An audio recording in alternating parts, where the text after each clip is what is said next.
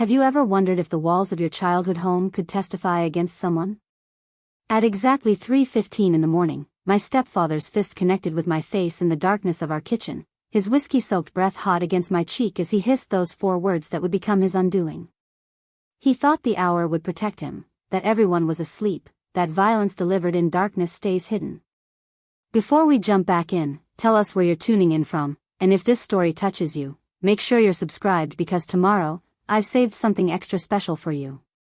What Vincent Caldwell didn't know was that our neighbor across the street, an insomniac federal judge with floor-to-ceiling windows facing our house, had watched the entire assault unfold through our kitchen window. And she wasn't just any judge. She was the one person in Riverside, Colorado who could turn a single witnessed moment into an avalanche of legal consequences that would bury him alive.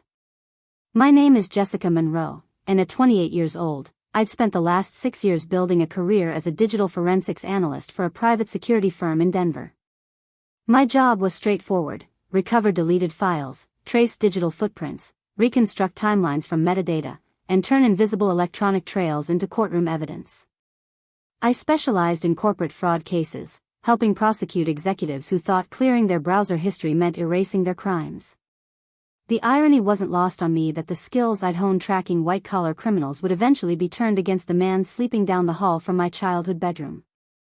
I'd come home to Riverside for what was supposed to be a simple weekend visit. My mother, Diana, had called 3 days earlier with that particular tone in her voice that meant she needed me but wouldn't directly ask. She'd been married to Vincent Caldwell for just over 2 years, and in that time, I'd watched her personality gradually compress into something smaller, quieter, more careful. Vincent was the kind of man who filled every room he entered, not with warmth but with the constant need to establish dominance. He owned Caldwell Property Development, a mid-sized real estate firm that had been acquiring land parcels throughout Riverside County for a mixed-use development project he claimed would transform our sleepy town into a destination community. The Friday I arrived, Mom seemed smaller than I remembered, her movements tentative as she prepared dinner while Vincent held court at the head of the table, explaining to no one in particular why the town council's hesitation about his development plans was short-sighted and economically ignorant. He barely acknowledged my presence beyond a curt nod, which suited me perfectly. I'd never warmed to Vincent, not during the whirlwind courtship that began 6 months after my father's death, not at their rushed wedding, and certainly not during the holidays when his generosity felt performative and conditional. That evening, after Vincent retired to his home office for conference calls, Mom and I sat together on the back porch. The September air carried the first hints of autumn chill, and she wrapped herself in the cardigan Dad had given her years ago. She still wore it, I noticed, even though Vincent had bought her a dozen expensive replacements. "I'm glad you came home, sweetheart," she said quietly, her eyes fixed on the darkening tree line beyond our yard. "I've been meaning to ask you something, but I need you to not overreact." Every protective instinct I possessed went on high alert. "What is it, Mom?" She hesitated, choosing her words carefully. "Vincent has been asking me to sign some papers.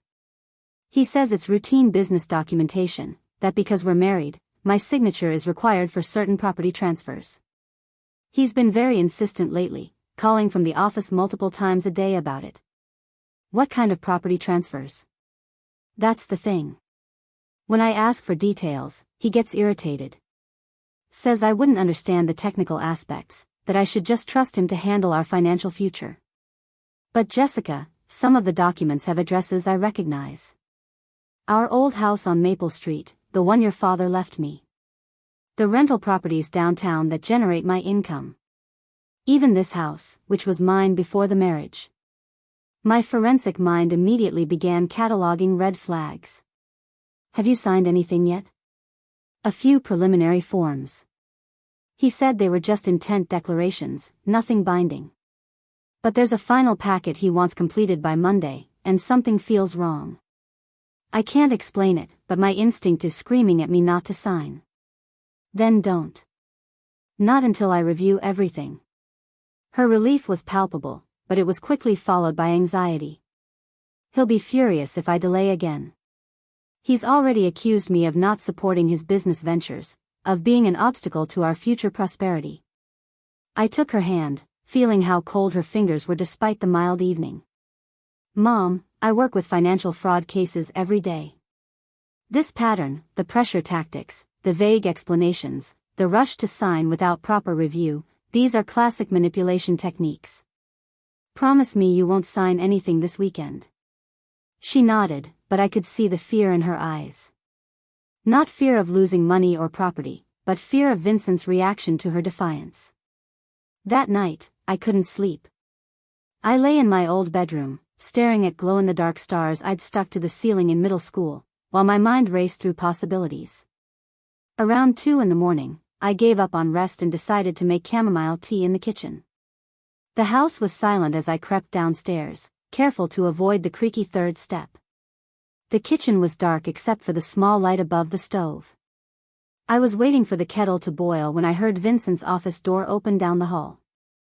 Heavy footsteps approached, and then he was there in the doorway, backlit by the hallway light. He wore the same clothes from dinner, suggesting he'd never gone to bed. The smell of whiskey preceded him into the room. "What are you doing up?" His voice carried an edge I'd never heard directed at me before. "Couldn't sleep. Making tea. Want some?" "Your mother tells me you've been filling her head with paranoid nonsense about my business dealings." I kept my voice neutral, non-confrontational. "I just suggested she have an attorney review the documents before signing." "Tea. That's standard practice for any significant property transaction." Vincent moved further into the kitchen, and I instinctively stepped back, putting the island counter between us. "Standard practice," he repeated mockingly. "You've been in Denver for what, 6 years? Playing computer detective for corporations, and suddenly you're an expert on real estate law?" "I'm not claiming expertise. I'm just advocating for proper due diligence." "You're advocating for interference. This is between me and my wife. You're not welcome in our financial decisions." The kettle began to whistle, a shrill sound that seemed deafening in the tense silence. I reached to turn it off, breaking eye contact for just a second. That's when Vincent moved around the island with surprising speed for a man his size. "You need to understand something, Jessica." He was close now, close enough that I could see the bourbon flush in his cheeks, the barely controlled rage in his eyes. "Diana is my wife. This is my house. And you are a guest here, one who's overstaying her welcome. This was Mom's house before you married her. The deed is still in her name." His hand shot out, gripping my upper arm hard enough to hurt. "You think you're clever, don't you? With your fancy job and your suspicions. Let me tell you what I think. I think you're a bitter daughter who never got over Daddy's death and resents anyone who tries to fill his shoes." I tried to pull away, but his grip tightened. "Vincent, you're hurting me. Let go." "Or what? You'll run to Mommy? You'll call the police?" "In this town, sweetheart, I am someone. I sit on the planning commission. I donate to the sheriff's re-election campaign. Who do you think they'll believe?" That's when I saw it, just beyond Vincent's shoulder, through the kitchen window that faced the street.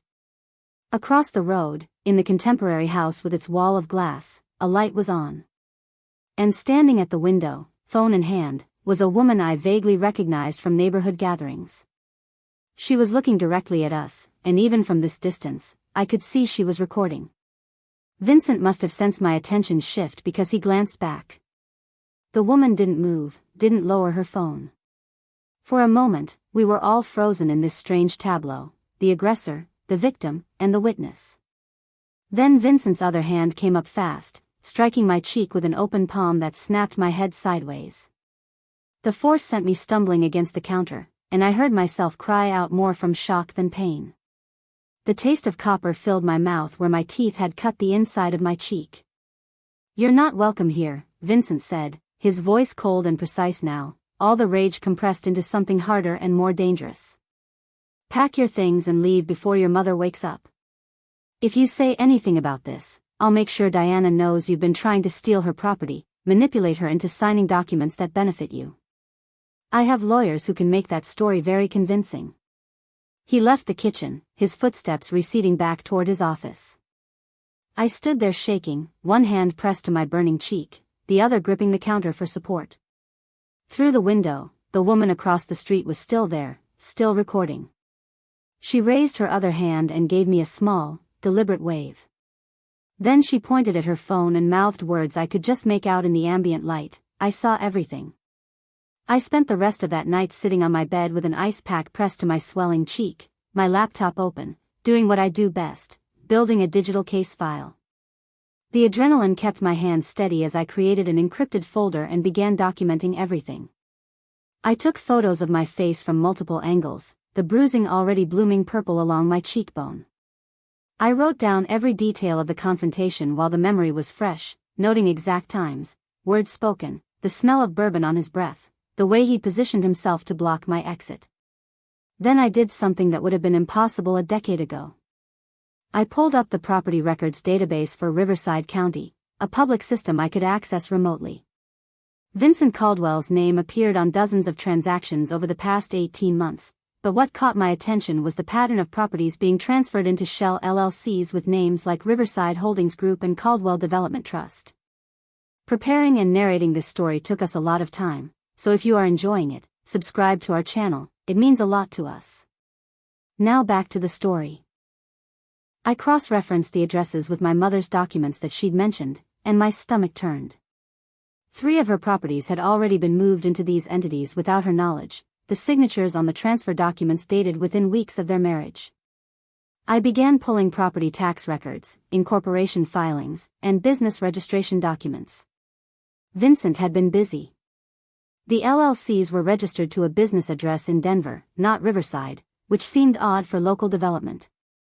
The registered agent was an attorney named Philip Westmore, whose firm specialized in asset protection and estate planning. That phrase always made my instincts prickle. Asset protection often meant hiding money from creditors, ex-spouses, or tax authorities. By 5 a.m, I'd traced the ownership structure of 4 separate LLCs back to Vincent, all created within the past year, all holding properties that had previously belonged to my mother or that she'd been pressured to purchase jointly during the marriage. The pattern was textbook financial abuse: isolate the assets, complicate the ownership, make it nearly impossible for the victim to understand what they actually own anymore. My phone buzzed with a text from an unknown number. The message was brief but electric. "This is Judge Evelyn Cross from across the street. I recorded the incident at your kitchen window. We need to talk. I'm awake if you are." I stared at the message for a long moment. Judge Evelyn Cross. The name triggered a memory from my mother's casual mentions of neighborhood gossip. Judge Cross was a federal district court judge, semi-retired but still taking cases. She'd moved to Riverside 3 years ago after her husband died, seeking quiet after decades in Denver's legal system. Mom had mentioned she was wealthy, connected, and notoriously intolerant of injustice. I texted back, "I'm awake. Should I come over?" Her response was immediate: "Give me 10 minutes to make coffee. Use the side door. The code is 2847. The morning air was cold enough to see my breath as I crossed the empty street, still wearing the sweatpants and college hoodie I'd thrown on hours ago. Judge Cross's house was modern architecture that stood out among Riverside's traditional colonials and ranches, all clean lines and enormous windows. The side door clicked open when I entered the code, and I found myself in a mudroom that led to a kitchen where a woman in her early 70s stood pouring coffee into 2 oversized mugs. Evelyn Cross was smaller than I expected, barely 5 feet tall, but she carried herself with the kind of presence that came from decades of commanding courtrooms. Her silver hair was cut in a sharp bob, and despite the early hour, she wore tailored slacks and a cashmere sweater. Her eyes, pale blue and unervingly direct, assessed me the way I imagined she'd assessed thousands of witnesses. "Sit," she said, not unkindly, pushing one of the mugs toward me. "Let me see your face." I turned my head, letting the kitchen light illuminate the bruise. She made a small sound of disgust and retrieved her phone from the counter. "I'm going to take photos for documentation. Don't smile, don't pose, just sit naturally." She took several shots from different angles, her movements efficient and practiced. "I've been photographing evidence since before you were born, Jessica. I assume that's your name?" I've seen you visiting your mother occasionally. Yes. Jessica Monroe. Well, Jessica Monroe, I'm going to tell you what I saw at 3:17 this morning, and then you're going to tell me everything you know about Vincent Caldwell. She sat across from me at the island, her phone between us. I have chronic insomnia, a gift from 40 years of reviewing case files at all hours. I was standing at my window with tea when I saw lights come on in your kitchen. I almost looked away, but something about the body language caught my attention. A large man and a smaller woman, and the tension was visible even from a distance. She pulled up her phone and showed me the video. The angle was oblique but clear enough. Vincent gripping my arm, my attempt to pull away, his hand coming up in an unmistakable striking motion, my head snapping to the side, my stumble against the counter. The timestamp read 3:15 and 47 seconds a.m. The video was 90 seconds long and damning. I recorded from the moment I sensed trouble, she continued. The audio isn't perfect through your windows, but the visual evidence speaks for itself. That's assault, plain and simple. I've seen enough domestic violence cases to recognize the dynamics. The isolated timing, the intimidation posture, the calculated violence. This wasn't a moment of lost temper. This was control. I wrapped both hands around the coffee mug, needing its warmth. He threatened me. Said if I told anyone, he'd claim I was trying to steal my mother's property. He has lawyers and connections here. Local connections, Evelyn said with a dismissive wave. I have federal ones. Vincent Caldwell might know the sheriff and sit on the planning commission, but I've spent 4 decades in the federal judiciary. I know every prosecutor, investigator, and agent in Colorado. If he's doing what I think he's doing, this goes far beyond a domestic dispute. I looked up at her. What do you think he's doing? The same thing I've seen a dozen times in estate cases and fraud prosecutions. He married a widow with assets, is systematically transferring or encumbering those assets, and will either divorce her once everything's secured in his name or worse. She paused meaningfully. Has your mother's health been good? The implication hit me like cold water. You think he'd hurt her? I think men who commit financial elder abuse while assaulting family members who interfere are capable of anything. How old is your mother? 58. And her assets? Rough estimate. I thought about the properties, the life insurance settlement from Dad's death, her investment accounts. Maybe $2 million in total. The house alone is worth $600,000. The rental properties generate about $4,000 monthly. She has retirement accounts, some stock portfolios. Evelyn nodded slowly. Enough to be worth the effort, but not so much that it attracts immediate attention. Tell me about the documents he wants her to sign. I explained everything Mom had told me about the property transfers, the vague explanations, the pressure tactics. Evelyn listened without interrupting, her expression growing harder with each detail. Classic fraudulent conveyance, she said when I finished. He's moving her assets into entities he controls, probably planning to either file for divorce and claim they're his business holdings or to encumber them with debt that conveniently defaults. Either way, your mother ends up with nothing. She stood and walked to a home office visible through an open door, returning with a business card. This is Rachel Hoffman. She's a forensic accountant I've worked with on federal fraud cases. Tomorrow morning, you're going to send her everything you found on Vincent's LLCs. Tonight, you're going to make sure your mother doesn't sign anything. He wants those final documents signed by Monday. That's 2 days. Then we have 2 days to build a case that will stop him. Evelyn's smile was sharp and cold. Jessica, I didn't sit on the federal bench for 30 years to retire and watch men like Vincent Caldwell abuse women in my neighborhood. You work in digital forensics. I know federal law and have connections in every relevant office. Together, we're going to do what I've done dozens of times before. Follow the money until it leads to a prison cell. She pulled up her contacts and began scrolling. I'm calling in some favors. We'll need someone from the FBI's Financial Crimes Unit, someone from the Colorado Attorney General's office, and a civil attorney who specializes in asset recovery. Do you have somewhere safe to stay? Because you're not going back to that house. I need to protect my mother. I can't just leave her there with him. You won't. But first, we document everything, build an airtight case, and then we move decisively. Going back now puts you both at risk. Vincent knows you're a threat. Men like him escalate when cornered. She looked at me seriously. This video I took. It's already backed up to 3 separate cloud services. Even if something happened to both of us, it would still exist. That's how we protect ourselves: redundancy, documentation, and witnesses who can't be intimidated. I felt something shift inside me, the shock and fear from the assault transforming into something harder and more focused. This was familiar territory, just a different kind of forensic investigation. Instead of corporate fraud, I was hunting a predator who happened to share my mother's last name. What do I do first? I asked. Evelyn smiled, and it reminded me of a teacher recognizing a promising student.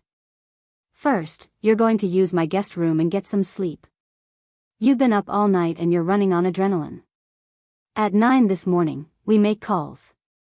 By Monday, we'll have enough evidence to file for an emergency protective order and freeze every asset he's touched. Vincent Caldwell picked the wrong house to commit assault in front of, and he picked the wrong daughter to threaten. I woke disoriented in an unfamiliar bedroom flooded with mid-morning sunlight. For a confused moment I thought I was back in my Denver apartment, but then the events of the early morning crashed back. My cheek throbbed with a dull ache, and when I touched it gently, the swelling had gone down slightly but the bruise felt hot and tender. Judge Cross's guest room was decorated in calming neutrals, and someone had left a glass of water and 2 ibuprofen on the nightstand. The clock read 10:47 a.m. I found Evelyn in her home office, which was really more of a command center. 3 monitors displayed different screens, property records, legal databases, and what looked like a video conferencing platform. She glanced up when I appeared in the doorway, her reading glasses perched on her nose. Good, you're awake. I let you sleep through the 9 o'clock calls because you needed rest more than you needed to hear me strong-arm people into weekend work. She gestured to a chair beside her desk. Rachel Hoffman, the forensic accountant, is already digging into Vincent's corporate structures. I sent her the preliminary information you gathered last night. She called it a promising start but said she'll need access to banking records to really map the money flow. I sat down, still feeling foggy from too little sleep and too much stress. How do we get banking records without a subpoena? We get a subpoena. I made some calls to the Colorado Attorney General's office. An old colleague of mine, Deputy AG Marcus Chin, is very interested in what appears to be a pattern of financial elder abuse. He's fast-tracking a preliminary investigation. She handed me a coffee mug that had appeared from somewhere. I also called someone from the FBI's white-collar crime division. Special Agent Laura Brennan. She and I worked together on a public corruption case 5 years ago. She's willing to take a preliminary meeting based on the information we have so far. I wrapped my hands around the mug, trying to process how much had happened while I slept. This is moving really fast. It has to. Vincent wants those documents signed Monday. That's less than 48 hours from now. If your mother signs, untangling the legal mess becomes exponentially harder. Right now, we can potentially stop the fraud before it's completed. After Monday, we're in asset recovery mode, which takes months or years. Evelyn pulled up a document on one of her screens. I've drafted an emergency petition for a temporary restraining order and preliminary injunction. It requests that Vincent be barred from contact with both you and your mother, and that all property transactions involving your mother's assets be frozen pending investigation. Will a judge grant that based on what we have? A judge will grant it based on this. She played the assault video again, the timestamp glowing in the corner. Combined with your testimony about his threats, your mother's statement about coercion regarding the documents, and the preliminary financial evidence showing suspicious transfers. Yes, I believe we can get an emergency order. I have a colleague on the state district court who owes me several favors. She's agreed to hear our petition tomorrow morning at 8 a.m. My phone buzzed insistently. I'd silenced it during the night, but now I saw 17 missed calls from my mother and a dozen text messages growing increasingly frantic. The most recent read, "Jessica, where are you? Vincent says you left in the middle of the night. He's very upset. Please call me." Evelyn saw my expression. "You need to talk to her, but not from inside that house and not where Vincent can overhear or control the conversation. Can you get her to meet you somewhere public?" I texted back, "I'm fine, Mom. Can you meet me at Riverside Cafe in an hour? Just you. Important." The response came quickly, "Vincent insists on coming. He's concerned about you. Tell him you're meeting your daughter alone or you're not going. I'll explain everything when I see you." 3 dots appeared and disappeared several times. Finally, "Okay. I'll be there at noon." Evelyn nodded approvingly. "Good.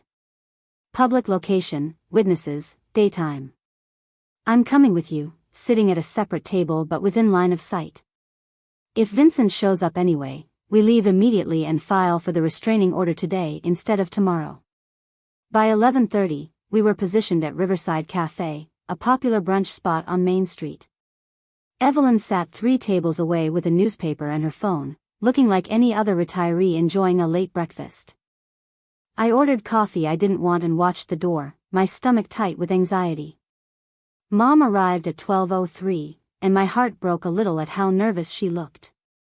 She dressed carefully in slacks and a blazer, the kind of outfit she wore when she needed armor.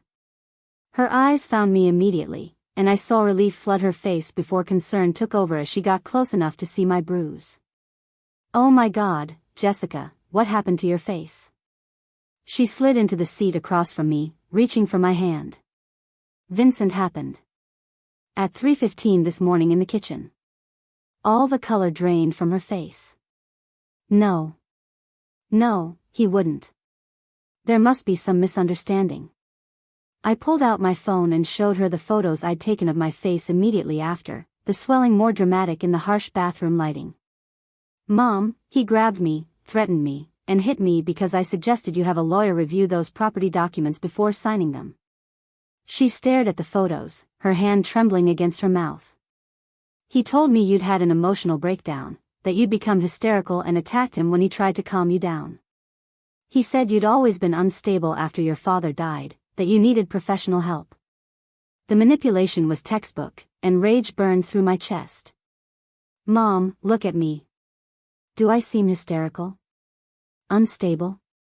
I work in digital forensics. I investigate financial crimes for a living. And I've spent the last 12 hours investigating Vincent." I opened my laptop and showed her everything. The property transfers moving her assets into his LLCs. The incorporation documents with suspicious timing. The business structures designed to obscure ownership. The patterns Rachel Hoffman had already identified in just a few hours of analysis. Mom's face went from disbelief to confusion to a terrible, dawning comprehension. "The rental properties," she whispered. "He said we needed to reorganize them for tax purposes, that it was standard estate planning. I signed the transfers because he assured me it was just paperwork, that nothing would really change. Everything changed.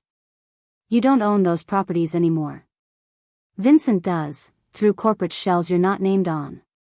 If he divorces you or if something happens to you, those assets belong to his companies, not your estate."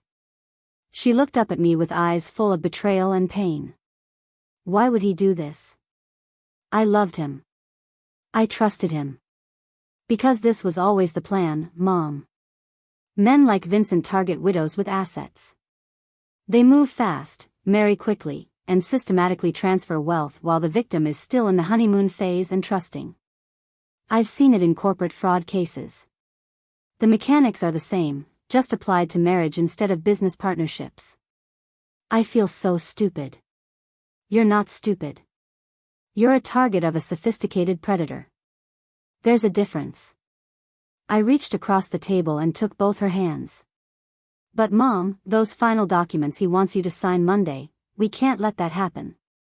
Once you sign those, recovering your assets becomes almost impossible." She pulled her hands back, pressing them against her temples. He'll be so angry. Jessica, you don't know what he's like when he's angry.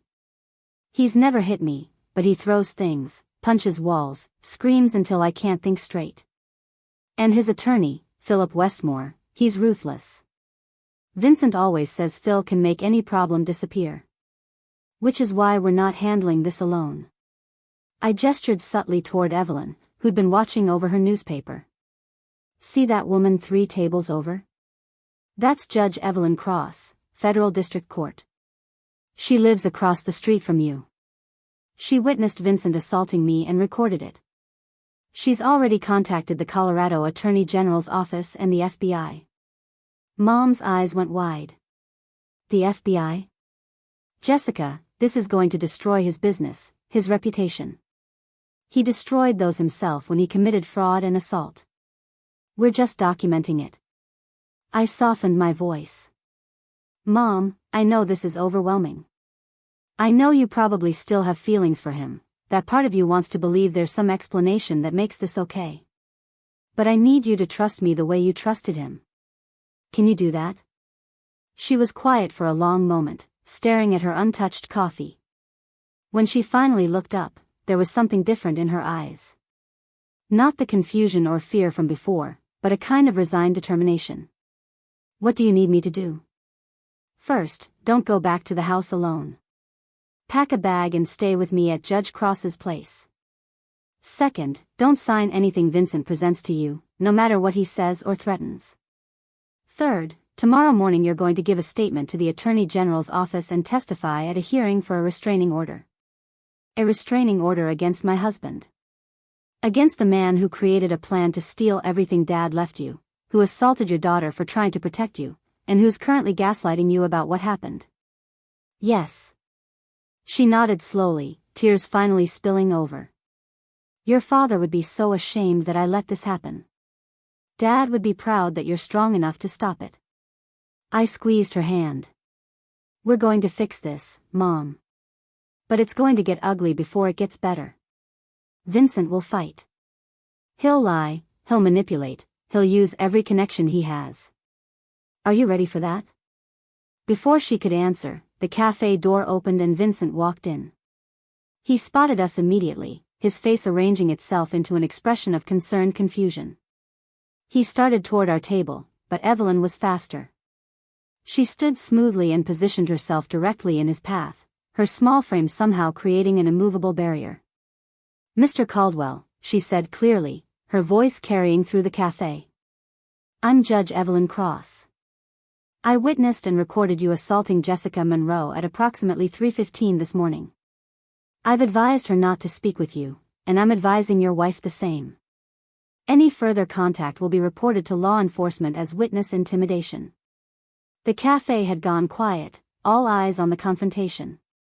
Vincent's mask slipped for just a moment, revealing the rage underneath before he controlled it. This is a private family matter. You have no right to interfere. Assault is a criminal matter, not a family one. And I have every right as a witness to ensure the victim's safety. Evelyn pulled out her phone. I have the Riverside Police Department on speed dial. Would you like me to call them now, or would you prefer to leave voluntarily? Vincent looked past Evelyn to my mother, who sat frozen in her chair. Diana, let's go home and talk about this rationally. These women are filling your head with lies. Mom surprised me. She stood, her voice shaking but clear. I'm staying with Jessica tonight. Don't wait up. His face went purple. Like hell you are. You're my wife. And she's my daughter. The daughter you apparently attacked last night while I was sleeping. Mom's voice grew stronger. I'm not signing anything Monday, Vincent. Not until my own attorney reviews everything. You'll regret this, Diana. Both of you will regret making an enemy of me. Evelyn smiled coldly. Mr. Caldwell, I've sent men to federal prison for less than what you've already done. Your threats don't frighten me, and they shouldn't frighten these women either. Now leave, before I do call the police. Vincent left, but not before shooting us all a look of pure hatred. The door swung shut behind him, and the cafe's normal buzz of conversation slowly resumed. Mom sat back down heavily, her hands shaking. "That was terrifying," she whispered. Evelyn returned to our table, her expression gentle now. "That was necessary. Diana, I need you to understand something. Men like Vincent don't surrender power voluntarily. He's going to escalate. Tonight, tomorrow, leading up to Monday when he realizes he can't force you to sign those documents. We need to be prepared for that." Mom looked at me, then at Evelyn, then back at her coffee. "I need to pack my things. But I don't want to go to the house alone." "You won't," I said. "We'll go together. Judge Cross will come too." We pack quickly, take only what you need immediately, and we leave. Everything else can wait. "What about the documents he wants me to sign?" "He keeps them in his office safe." Evelyn's eyes sharpened. "Can you get access to that safe?" "I know the combination."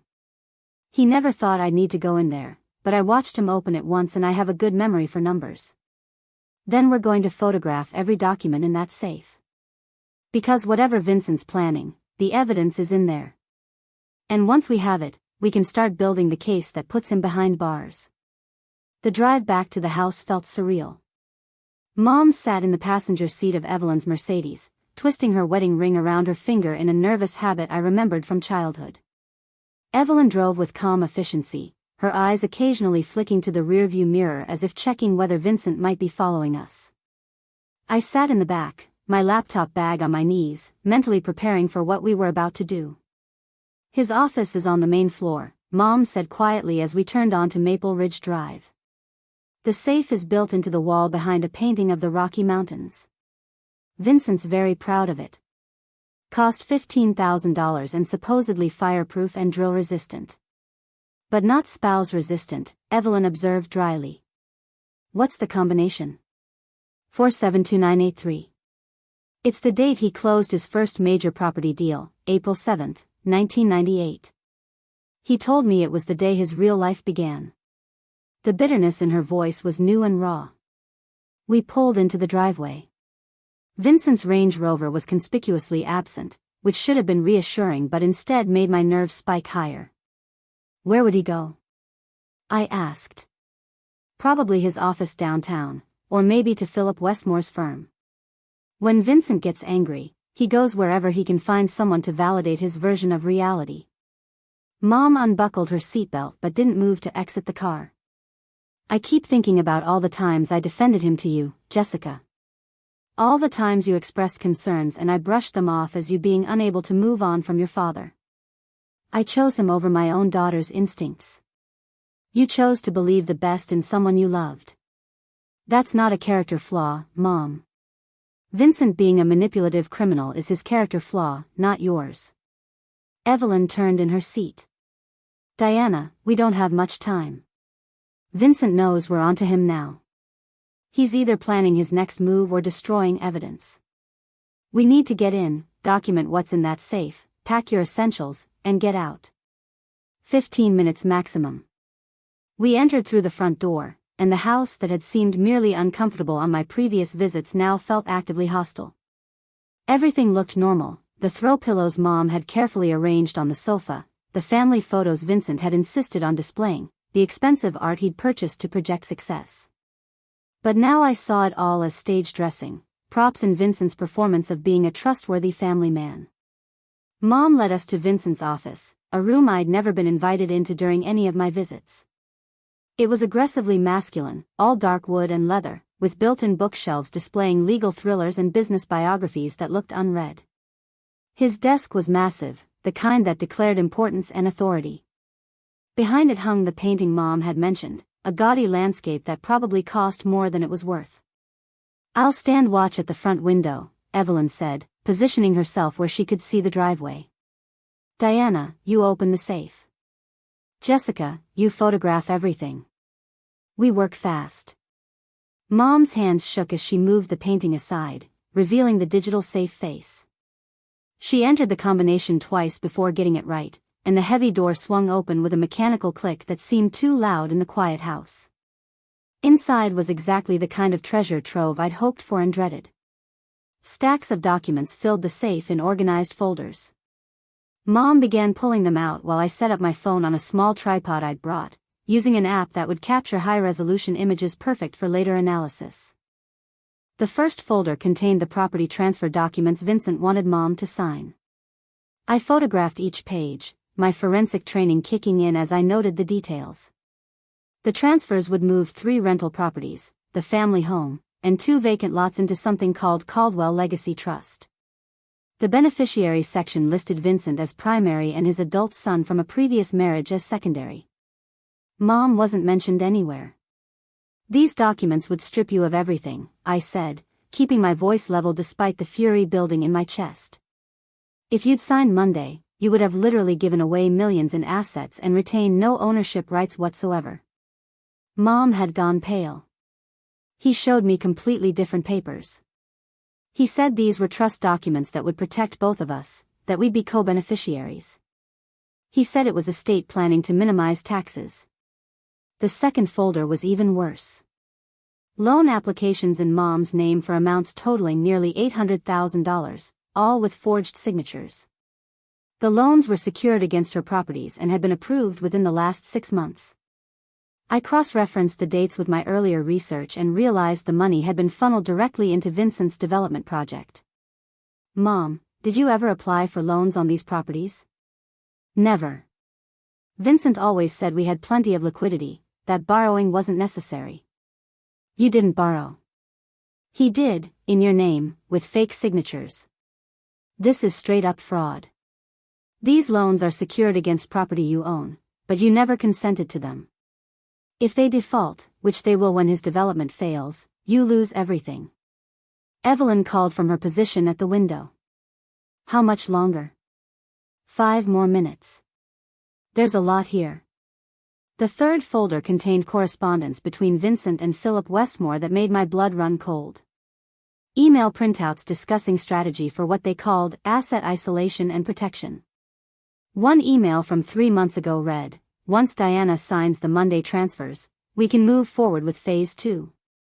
The life insurance policies are substantial, and the accident would be ruled exactly that given her age and the medication history we've established."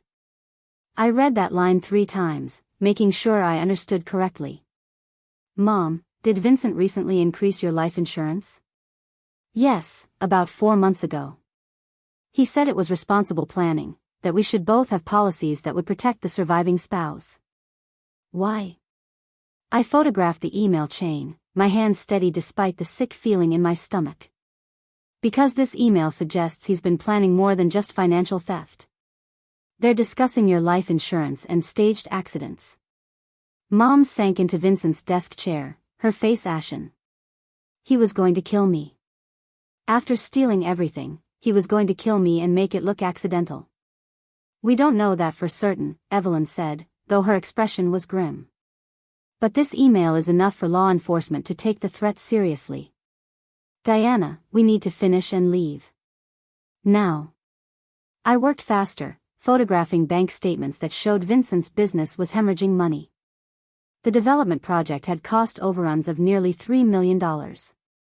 Contractor disputes, permit delays, and cost miscalculations had turned what should have been profitable into a financial disaster.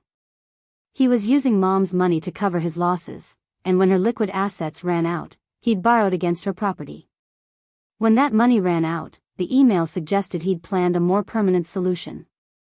The final folder contained something unexpected, a prenuptial agreement draft that had never been signed. It was dated 1 week before their wedding and heavily favored Mom, protecting all her premarital assets and limiting Vincent's claims in case of divorce. A sticky note in Vincent's handwriting read, "Ensure Diana too busy/stressed on wedding day to review. Proceed without signature. PW confirms legal marriage without prenup valid." You never signed a prenup? I asked Mom. Vincent said we didn't need one, that prenups were for people who didn't trust each other. He made me feel guilty for even having my attorney suggest it. We were so rushed with the wedding planning, and he kept saying we'd handle it after the honeymoon, but we never did. Because he intentionally avoided it. This draft would have protected you completely, He made sure you never signed it. I photographed the unsigned agreement and the incriminating note. Car coming up the driveway, Evelyn announced sharply. Black Range Rover. My heart slammed against my ribs. He's back. We need to go. Mom frantically began shoving documents back into the safe, but I stopped her. Leave it open. Leave everything visible. We have the photos. Let him know we found it all. We heard the front door open, Vincent's heavy footsteps in the foyer. Diana? I know you're here. Your car is in the garage. Evelyn stepped into the hallway, her voice carrying that judicial authority that had commanded courtrooms for decades. Mr. Caldwell, your wife is removing her personal belongings as is her right. I suggest you keep your distance. Vincent appeared in the office doorway, his eyes immediately going to the open safe, the scattered documents, my phone still on its tripod. His face transformed, the mask of civility evaporating completely. You had no right to go into my safe. That's private property. I'll have you arrested for burglary. I opened it, Mom said, standing up from behind the desk. It's my house, Vincent. My safe. I have every right to access it. This is community property. Those documents are privileged business records. These documents, I said, holding up my phone with the incriminating email displayed, are evidence of fraud, forgery, and conspiracy. You forged my mother's signature on loan applications. You created trust documents designed to steal her assets. And this email chain suggests you were planning something even worse. Vincent's eyes went to the email on my screen, and for a moment I saw genuine fear flicker across his face before rage replaced it. You don't understand business complexities. That email is taken out of context. Philip and I were discussing hypothetical scenarios for estate planning purposes. Hypothetical scenarios involving staged accidents and life insurance payouts. Evelyn stepped closer, positioning herself between Vincent and the rest of us. Mr. Caldwell, I've prosecuted dozens of cases involving financial abuse and fraud. This isn't hypothetical. This is premeditated theft and possibly conspiracy to commit murder. That's an insane accusation. Diana, tell them this is insane. Tell them we've been planning our future together. Mom looked at him with an expression I'd never seen her wear before, cold assessment untainted by love or loyalty. Were you planning to kill me, Vincent? After you'd stolen everything, were you going to make it look like an accident? Of course not. I love you. Everything I've done has been to secure our future. Your future. These documents make it clear I have no place in it. She walked toward the door, where Evelyn and I stood. I'm leaving. Don't contact me. Don't come near me. My attorney will be in touch about divorce proceedings. Vincent moved to block the doorway, his size suddenly threatening in the confined space. You're not leaving. We're going to sit down and discuss this rationally. These women have poisoned your mind against me. Step aside, Evelyn said quietly. Or I call 911 right now and you're arrested for unlawful restraint in addition to everything else. For a long moment, nobody moved. The tension was thick enough to choke on. Then Vincent's phone rang, shattering the standoff. He glanced at the screen and his expression changed again, shifting from anger to something closer to panic. He answered it, his voice tight. This isn't a good time, Phil. We couldn't hear the other side of the conversation, but we watched Vincent's face lose color as he listened. What do you mean the FBI contacted you? About what investigation? A longer pause. No, don't answer any questions. I'm coming to your office now. He hung up and looked at us with an expression that mixed hatred and something closer to desperation. You did this. You called the FBI. I made a preliminary inquiry to colleagues, Evelyn said calmly. Based on the evidence of financial fraud and elder abuse. They took it from there. Federal investigators tend to be thorough once they start looking into these matters. Vincent pointed at me, his hands shaking with rage. You destroyed my life. Everything I built. You couldn't stand to see your mother happy, so you destroyed everything. You destroyed your own life when you decided to commit fraud and assault. I just documented it. I held up my phone. And now we have documentation of everything in that safe. Every forged signature. Every fraudulent transfer. Every incriminating email. It's over, Vincent.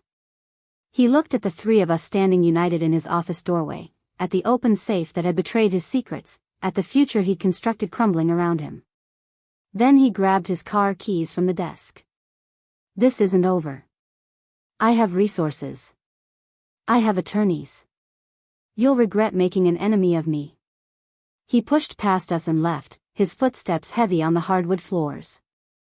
We heard the front door slam, the Range Rover's engine roar to life, tires squealing as he backed out of the driveway too fast. Mom's legs seemed to give out. She sat down hard on the hallway floor, tears streaming down her face. What have I done?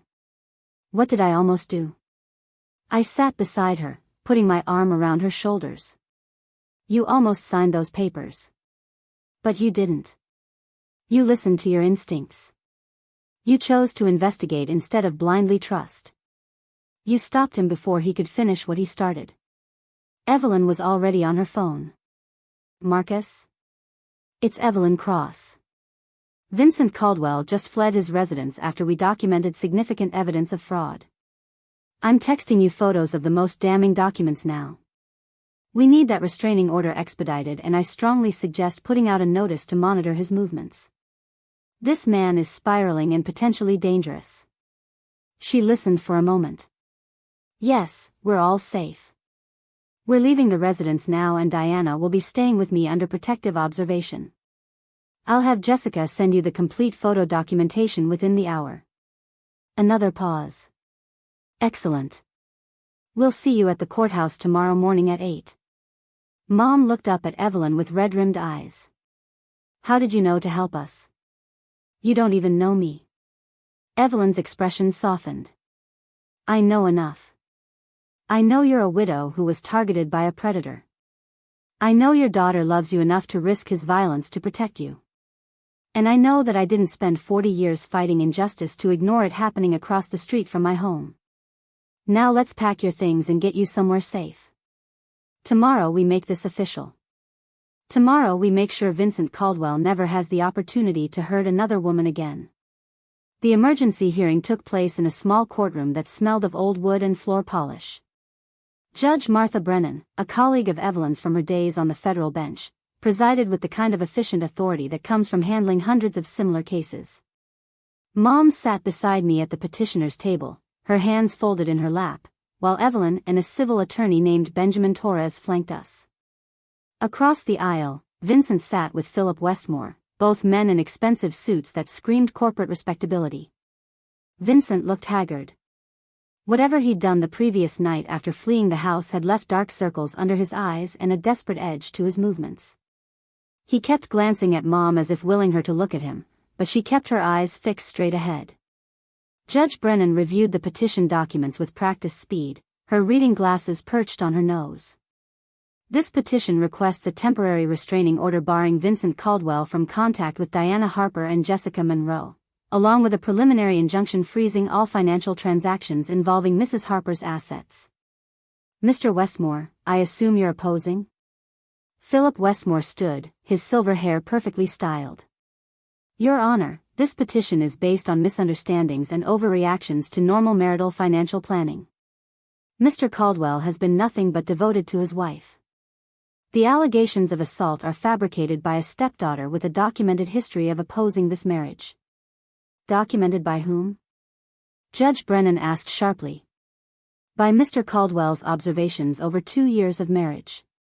Jessica Monroe has consistently attempted to undermine the relationship, refused to accept her mother's remarriage, and has now fabricated these serious allegations. Benjamin Torres stood. Your Honor, we have video evidence of the assault recorded by Judge Evelyn Cross, who witnessed the incident from her residence across the street. We also have photographic evidence of Miss Monroe's injuries, a hospital report from her examination yesterday afternoon, and most critically, documentary evidence of extensive financial fraud. Judge Brennan's eyebrows rose. Video evidence? Let's see it. The bailiff set up the equipment while Vincent's leg bounced nervously under the table. The video played on the courtroom monitor, the timestamp glowing clearly, 3:15 and 47 seconds a.m.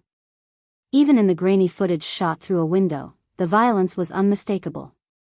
Vincent grabbing my arm, pushing me against the counter, the strike that snapped my head sideways. The audio was muffled, but you could hear my cry of pain, Vincent's threatening tone even if the exact words were unclear. The courtroom was silent when it ended. Judge Brennan looked at Vincent with an expression of cold disgust. Mr. Westmore, are you seriously arguing this video shows fabricated allegations? Philip Westmore had paled slightly but pressed on. Your Honor, we don't know what preceded this brief clip. Miss Monroe may have been physically aggressive first. The video lacks context. I have the full recording, Evelyn said from her seat in the gallery. All 4 minutes from when I first noticed the confrontation. Miss Monroe never made any aggressive moves. Mr. Caldwell initiated all physical contact. Judge Brennan made a note. The assault alone would be sufficient grounds for the restraining order, but you mentioned financial fraud, Mr. Torres? Extensive fraud, Your Honor. Benjamin pulled up documents on his laptop, and the bailiff displayed them on the courtroom monitor. These are loan applications in Mrs. Harper's name, totaling $800,000, all with forged signatures. We have handwriting analysis from a certified forensic examiner confirming the signatures are not Mrs. Harper's. The loans were used to fund Mr. Caldwell's failing development project without Mrs. Harper's knowledge or consent. Vincent leaned over to whisper urgently to Philip Westmore, who shook his head slightly. Judge Brennan noticed the exchange. Mr. Caldwell, do you wish to testify? Philip put a restraining hand on Vincent's arm, but Vincent ignored him and stood. Your Honor, Diana was aware of all financial arrangements.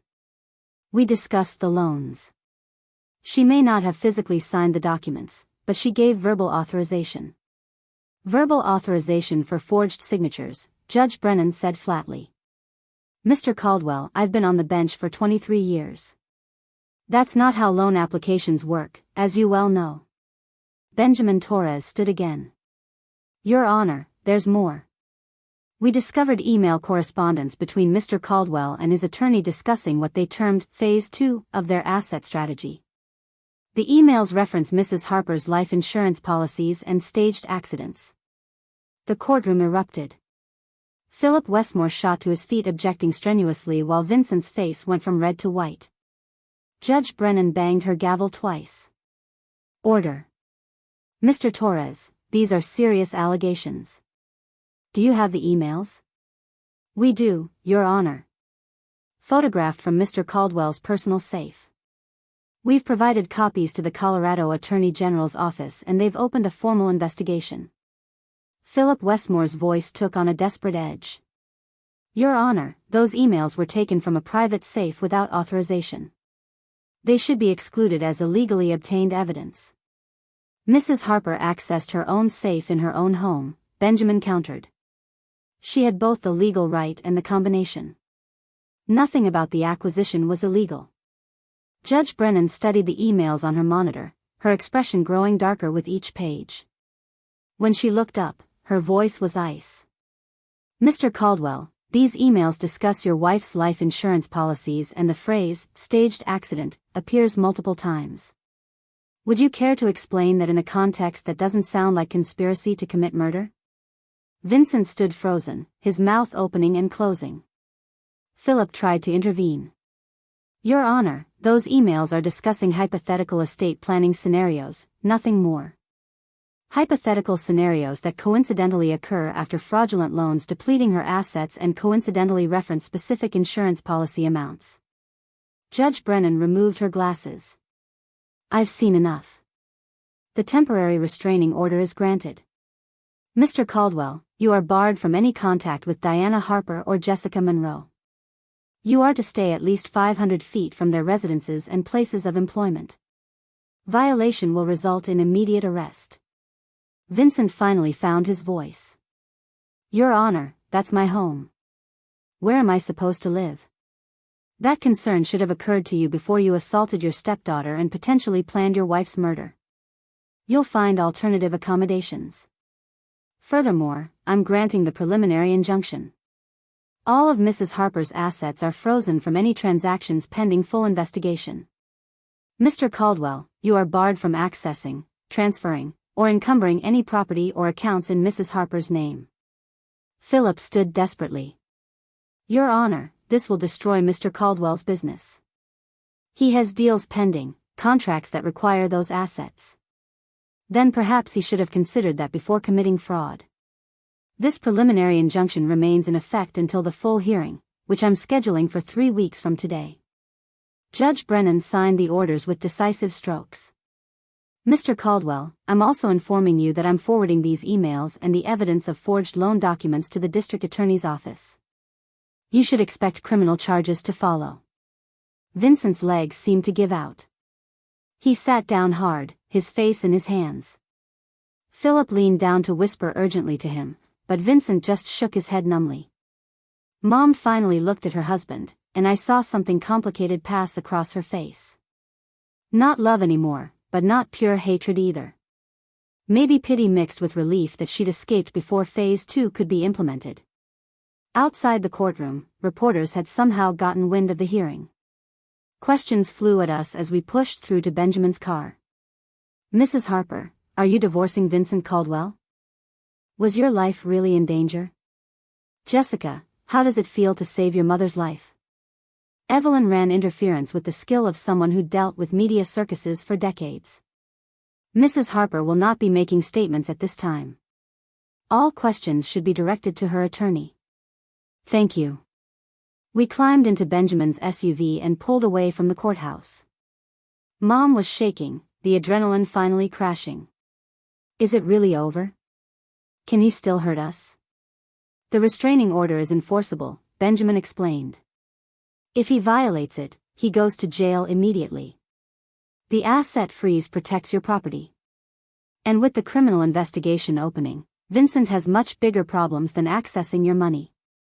He's looking at federal fraud charges, forgery, potentially conspiracy if the DA can prove intent regarding those insurance emails.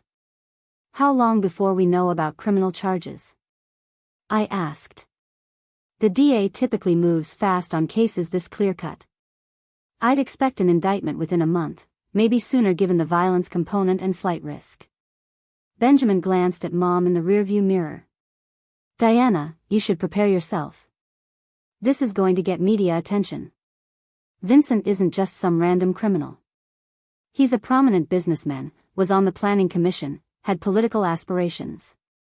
His fall will be public and ugly. Mom nodded slowly. I keep thinking about how close I came. If Jessica hadn't been there, if she hadn't questioned the documents, if Judge Cross hadn't witnessed the assault, I would have signed those papers Monday. And then what? How long before the staged accident happened? Don't torture yourself with hypotheticals, Evelyn said gently from the front seat. You're safe now. That's what matters. The criminal charges came faster than Benjamin predicted. 18 days after the hearing, a grand jury indicted Vincent Caldwell on 14 counts including fraud, forgery, identity theft, assault, and conspiracy to commit insurance fraud. The conspiracy charge was based on those emails combined with testimony from a contractor Vincent had approached about accident-proofing Mom's car in ways that could be reversed to cause brake failure. The contractor, a man named Robert Hayes, had been disturbed enough by the conversation to document it but hadn't known who to report it to until the investigation began. His testimony was damning. Vincent had specifically asked about modifications that could be made to look like mechanical failure, had discussed the insurance payout amounts, and had offered Robert $50,000 to implement the plan and keep quiet. The trial took place 4 months later in a packed courtroom. I sat next to Mom every day, watching Vincent's defense crumble under the weight of documentary evidence. The forged signatures that handwriting experts confirmed weren't Mom's. The emails that no amount of creative interpretation could make sound innocent. Robert Hayes's testimony about the brake tampering discussion. The video of Vincent assaulting me, played multiple times for the jury. Philip Westmore tried every defense tactic available, but you can't argue with digital footprints and paper trails. I'd spent my entire career learning that lesson, and now Vincent was learning it too. The verdict came back after 3 days of deliberation, guilty on all counts. Vincent's face went blank, all the fight draining out of him as the judge read each guilty verdict aloud. His sentencing came 6 weeks later, 18 years in federal prison with no possibility of parole for at least 12. Mom and I sat in Evelyn's study that evening, the same room where we'd planned our counterattack months ago. The news was showing footage of Vincent being led from the courthouse in handcuffs, his expensive suit rumpled, his face aged by stress and defeat. "Do you feel relief?" Evelyn asked Mom, pouring 3 glasses of wine. Mom considered the question. "Relief, yes.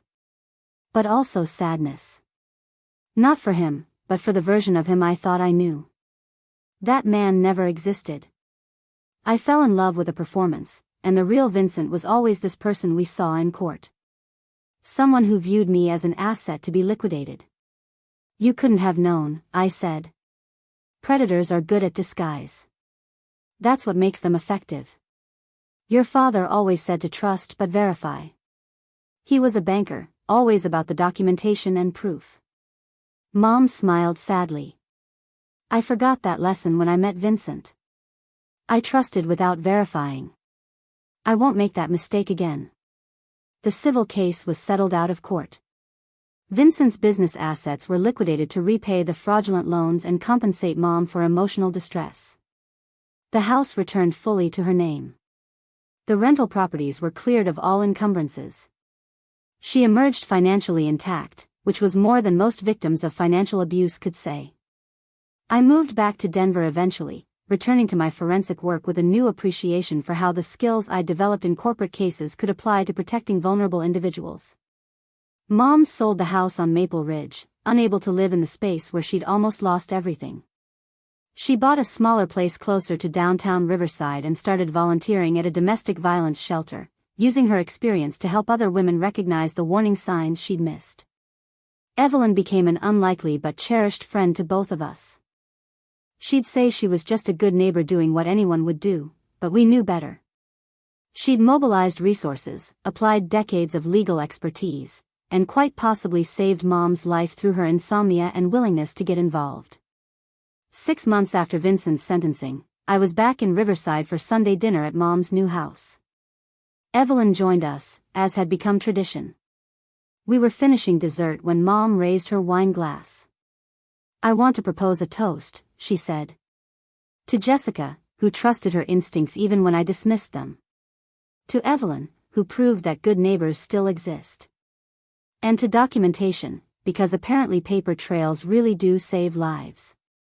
We clinked glasses, and I thought about that night in the kitchen at 3:15 a.m. when everything changed.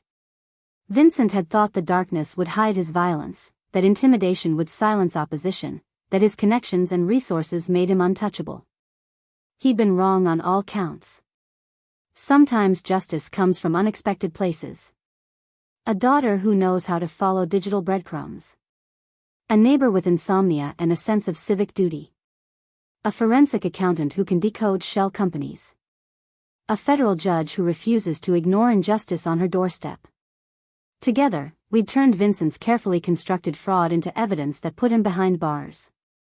Mom had asked if I felt relief. I felt something more complex than that. Satisfaction, maybe. Vindication. The knowledge that skills I'd spent years developing had protected someone I loved from a predator who'd almost succeeded. Vincent had been right about one thing: I was good at playing detective. He just hadn't realized that was exactly what would destroy him. The walls of that kitchen had testified after all. So had the safe, the emails, the loan documents, and every careless digital footprint Vincent left behind. In the end, the truth always leaves traces. You just need to know where to look and be brave enough to expose what you find. Up next, you've got 2 more standout stories right on your screen. If this one hit the mark, you won't want to pass these up. Just click and check them out.